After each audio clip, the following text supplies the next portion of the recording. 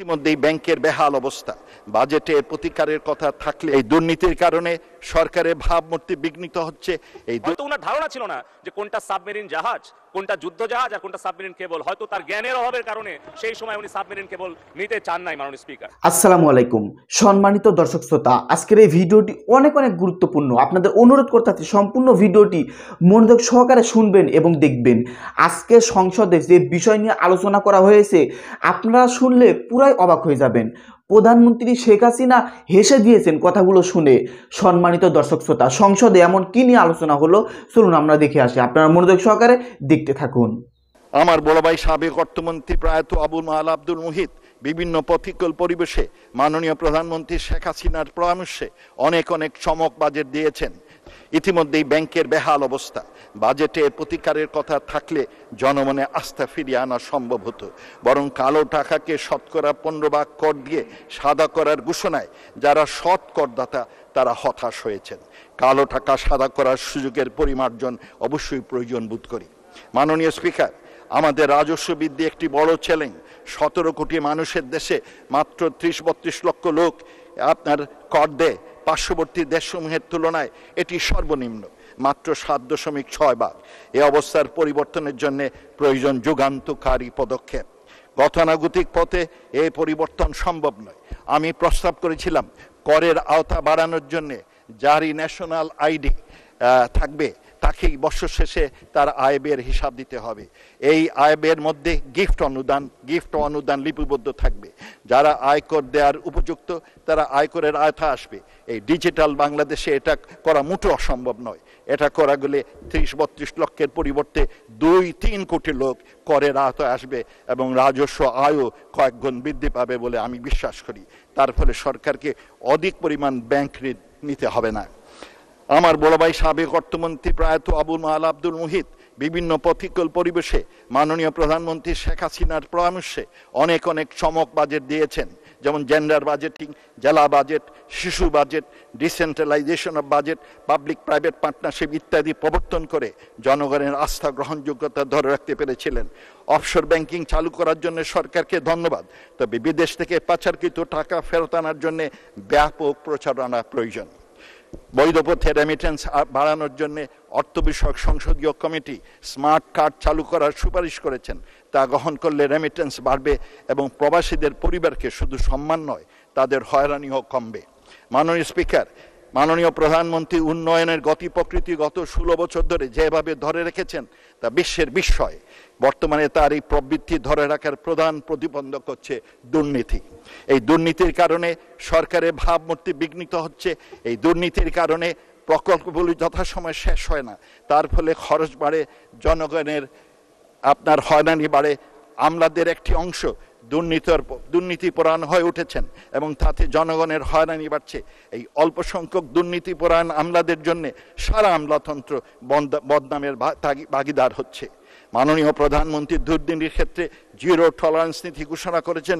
এই বাজেটে দুর্নীতি ও বিদেশে টাকা পাচার বন্ধের নিদর্শন। হয়তো ওনার ধারণা ছিল না যে কোনটা সাবমেরিন জাহাজ, কোনটা যুদ্ধ জাহাজ আর কোনটা সাবমেরিন কেবল। হয়তো তার জ্ঞানের অভাবের কারণে সেই সময় উনি সাবমেরিন কেবল নিতে চান নাই। মাননীয় স্পিকার, আমাদের স্মার্টফোনে স্মার্ট সরকার ব্যবস্থায় সেটি হচ্ছে বঙ্গবন্ধুর কন্যা জননেত্রী শেখ হাসিনা স্মার্ট সরকার। 92 সালে বিএনপি যখন ক্ষমতায় ছিল তখন খালেদা জিয়া বিনামূল্যে সাবমেরিন কেবল সংযোগ পাওয়ার সুযোগটা হাতছাড়া করেছিল শুধু জ্ঞানের অভাবে।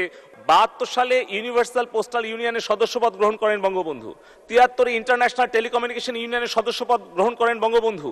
উনি 75 সালের 14 জুন উনি বেতবুনিয়াতে আমাদের বাংলাদেশের মাটিতে প্রথম উপগ্রহ ভূকেন্দ্র স্থাপন করেন স্যাটেলাইটের। সেই স্বপ্ন পূরণ করেছেন বঙ্গবন্ধুর কন্যা জননেত্রী শেখ হাসিনা 2018 সালের 12ই মে আমাদের নিজস্ব স্যাটেলাইট বঙ্গবন্ধু 1 স্যাটেলাইট উৎক্ষেপণের মধ্য দিয়ে। মাননীয় স্পিকার, স্লাইডে দেখছেন আমাদের এখন সাবমেরিন কেবলের সক্ষমতা হচ্ছে 7200 GBps। এটা 15 বছর আগে সক্ষমতা ছিল মাত্র 5 জিবিপিএস, 5 জিবিপিএস থেকে 7000 জিবিপিএস। এবং সবচেয়ে দুঃখজনক ব্যাপার, 92 সালে বিএনপি যখন ক্ষমতায় ছিল তখন খালেদা জিয়া বিনামূল্যে সাবমেরিন কেবল সংযোগ পাওয়ার সুযোগটা হাতছাড়া করেছিল শুধু জ্ঞানের অভিবে। উনি সেই সময় বলেছিলেন বাংলাদেশ নাকি সাবমেরিন কেবলে যুক্ত হলে বাংলাদেশের সব তথ্য পাচার হয়ে যাবে। হয়তো উনার ধারণা ছিল না যে কোনটা সাবমেরিন জাহাজ, কোনটা যুদ্ধ জাহাজ আর কোনটা সাবমেরিন কেবল। হয়তো তার জ্ঞানের অভাবের কারণে সেই সময় উনি সাবমেরিন কেবল নিতে চান নাই। মাননীয় স্পিকার, মাননীয় স্পিকার, এবারে মাননীয় 5 মিনিট সময় দিচ্ছি। ধন্যবাদ মাননীয় স্পিকার, ধন্যবাদ। আমি শুধু এখানে একটা বিষয় বলতে চাই, এখানে কিন্তু বঙ্গবন্ধু স্যাটেলাইট এক দিয়ে কিন্তু আমরা থামছি না।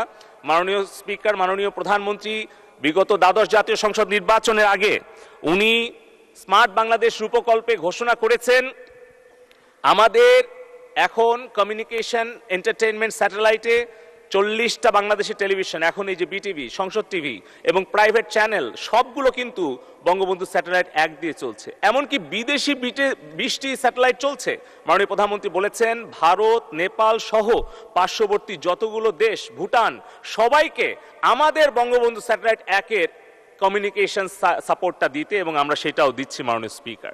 এবং মাননীয় স্পিকার, মাননীয় প্রধানমন্ত্রী বলেছেন এখন আমরা আর্থ অবজারভেটরি স্যাটেলাইট, ডিফেন্স স্যাটেলাইট, আমাদের সিকিউরিটি স্যাটেলাইট নিজস্ব থাকবে। আমরা 8টা থেকে 10টা নিজস্ব স্যাটেলাইট আগামী 4 বছরের মধ্যে, অর্থাৎ এই সরকারের মেয়াদে আমরা ইনশাল্লাহ মহাকাশে উৎক্ষেপণ করব বঙ্গবন্ধু স্যাটেলাইট 2, এবং যেটি আমাদের একদিকে সুরক্ষা দেবে, অপরদিকে পরিবেশগত উন্নয়ন, শহরায়ন, নগরায়ন, ভবিষ্যৎ পরিকল্পনা, আগাম বন্যার হাত থেকে রক্ষা, সব জায়গায় আমাদের সেই বঙ্গবন্ধু স্যাটেলাইট 2 আমাদেরকে সহযোগিতা করবে।